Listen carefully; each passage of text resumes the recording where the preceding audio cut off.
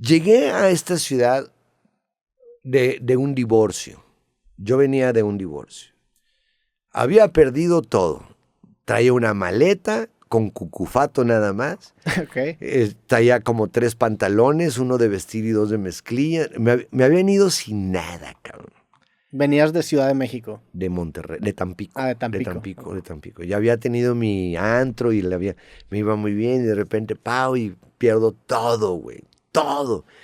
Y llego aquí a trabajar a Televisa, pero con Héctor Martínez Cavazos, a su oficina.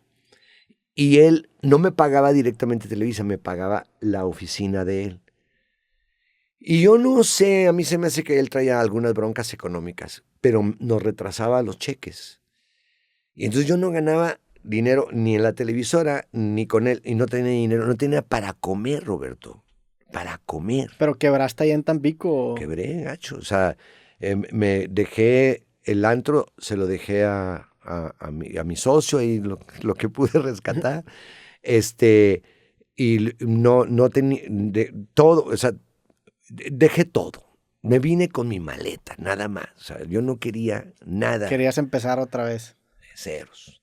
Y entonces me la vi muy difícil porque no tenía ni para comer, Roberto. A veces tenía el estómago pegado a la espalda. Había un taquero. Tú sabes, en la avenida Manuel L. Barragán hay unos tacos popos. Sí. Bueno. Que venden tacos de molleja muy buenos ahí. Están buenos los taquitos. Yo vivía a 3 casas. Un cuartito en donde tenía una cama, una estufa eléctrica, un servibar y una regadera con excusado. Ese era mi cuarto. Y en las tardes, cuando íbamos a una escuela, yo me robaba los canapés, porque íbamos a hacer Premio al Saber para radio, y ponían canapés antes de que empezara el programa, hacían las maestras ahí, y me los echaba a la bolsa para cenármelos en la noche. Pero había un taquero, le decían el Chino, que era el que estaba en el trompo, que me iba guardando sobras y me las metía en un aluminio. Qué cabrón. Esta historia es triste. Y yo llegaba con mucha hambre. Había salido a las 7 de la mañana de mi casa. Y eran las 11 de la noche y no traía nada en la panza, Roberto. Y llegaba con el taquero y a escondidas me daba los tacos. Qué cabrón. Y entonces cuando me empezó a ir bien, junté una lana, junté 20,000 varos, Robert. Y me fui a buscarlo para regalárselos. Y lo acababan de matar. Chinga. Le querían robar una cadenita, güey. Y no se dejó, era bravo. Y lo picaron. Y nunca le pude dar las gracias. Es la primera vez que lo digo. Qué cabrón, qué chingona historia. Sí. Y te acabas quedando con esa gente que es buena contigo en momentos críticos sin tener que serlo, ¿no? Por eso ayudo a las personas. Eso es lo que te marca más, claro. Por eso ayudo a las personas. Porque yo sé lo que es tener hambre. Yo sé lo que es tener hambre y no tener un 5. Yo sé lo que es tener un hijo que te pida algo y que no se lo puedas dar. Entonces, cuando me llegan a pedir trabajo, no sé cómo le hago, pero se los doy. Cuando yo estaba en Televisa y llegaban, oiga, es que yo quiero salir en la tele, yo te ayudo, yo te acomodo. Oiga, es que yo quiero ser comediante, yo te ayudo. Porque yo sé lo que es no saber cómo resolver tu vida y que nadie te abra las puertas y que nadie te quiera ayudar. Sí. A mí nadie me quería ayudar y todos me decían que no. Fue hasta que llegué a Monterrey donde conocí a la gente buena. Monterrey es una ciudad donde la gente se ayuda. Tienen como sangre judía, ¿sabes? Dicen que Monterrey lo fundaron judíos y no lo dudo ni poquito. Hay muchos criptojudíos, pues ahorita Por eso está la ola de pasaportes europeos, porque todos son judíos, todos tienen ascendencia judía, casi todos aquí en Monterrey. Sí, y entonces se ayudan. Y entonces me empecé a dar cuenta que aquí, en vez de meterme el pie, me ayudaban. A diferencia de otras ciudades donde yo había trabajado, donde había estado. Y por eso yo también hice eso con los comediantes, de que cuando nos juntamos todos y les dije, vamos a decir que somos los mejores, y entre todos nos vamos a ayudar y vamos a ser los mejores de México. Y pasó, Roberto. Pasó, ¿no? Porque nos ayudamos entre todos. Y si te das cuenta, Brincos Dieras, Franco Escamilla, José Luis Agar, Mike Salazar, el que me nombres, los tesis, todos somos bien amigos y todos nos ayudamos un chorro. Sí, se acaban referenciando bien y como tú dices, empieza a pasar un poco más la voz y se empieza a hacer una escena en Monterrey en donde la gente a nivel nacional le empieza a dar ganas de explorar más el porque medio. me decían... Y crecen todos, es lo que acaba pasando. Si uno acaba rompiendo siendo punta de lanza, le sube el techo a todos los comediantes, a todos los de la profesión. A todos. Oye, me decían en Guadalajara, antes de que llenara 5 veces el Teatro Galerías, esta Yuridia, me dicen, ¿conoces una artista, una comediante de Monterrey? Le dicen la India Yuridia. Es lo mejor. Es lo mejor. Si tú no has visto la India Yuridia, no has visto una buena comediante haciendo stand-up. Neta, Burgos, neta, cabrón. Y es neta, neta, es lo máximo la chava.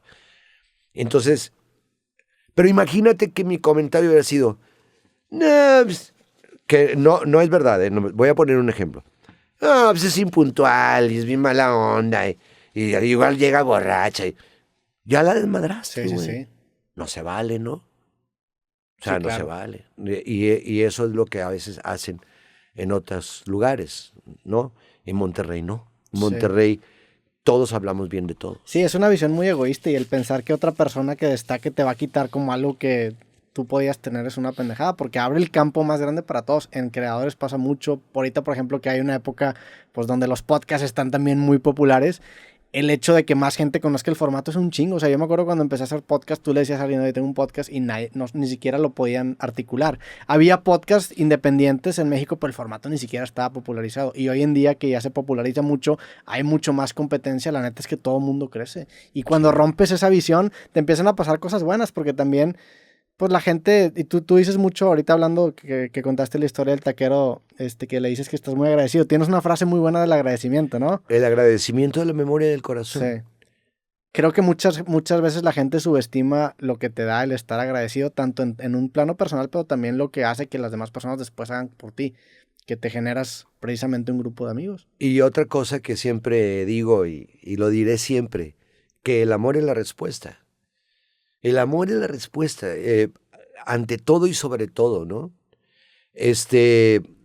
A tu trabajo, a tu familia, a ti mismo, ¿no? El amor es la respuesta. Cuando hay amor, pues, hay agradecimiento. También les digo que un niño feliz es un hombre bueno. Es bien importante que hagamos felices a los niños para que cuando sean grandes sean hombres buenos. Sí. Hablando de eso de la comedia, de que todos nos hicimos grandes porque hablábamos bien de nosotros.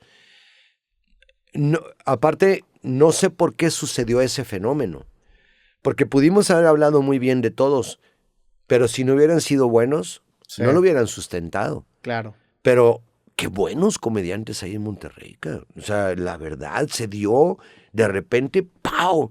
¿Pero por qué? Fíjate, en un momento fueron los gruperos y se dio. Y salió una avanzada grupera bien cañona. Comediantes gruperos. No. De música grupera. De música grupera. Luego salió una onda pop, donde que Plastilina Mosh, que Kinky, que El Gran Silencio, que ¿cómo se llama? El Inspector, toda esa corriente, ¿no?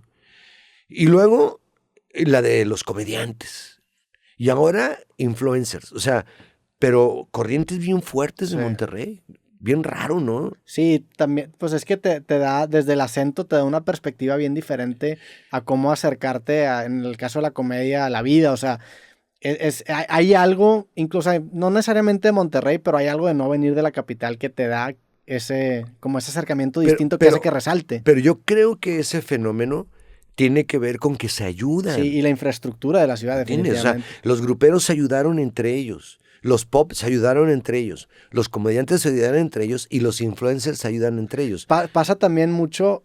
Yo siempre lo digo, que cuando se ataca la identidad de alguien nada más se refuerza, ¿no? Como que Monterrey está en un punto en donde pues, se burlan mucho de la ciudad y como que hay un mame alrededor nacionalmente que hace que en Monterrey todavía se vuelvan más unidos, como que con ese sentido de, sí, pues vamos a hacer algo bien chingón. Y eso se siente, o sea, pues con La Mole, con Adrián Marcelo, con la gente, con Franco incluso que vive aquí en Monterrey, que me ha tocado convivir, se siente como estas de, güey, vamos a hacer algo chingón aquí en Monterrey. Sí. Y eso creo que es lo que hace que resalte tanto. Está muy loco, ¿verdad? Sí.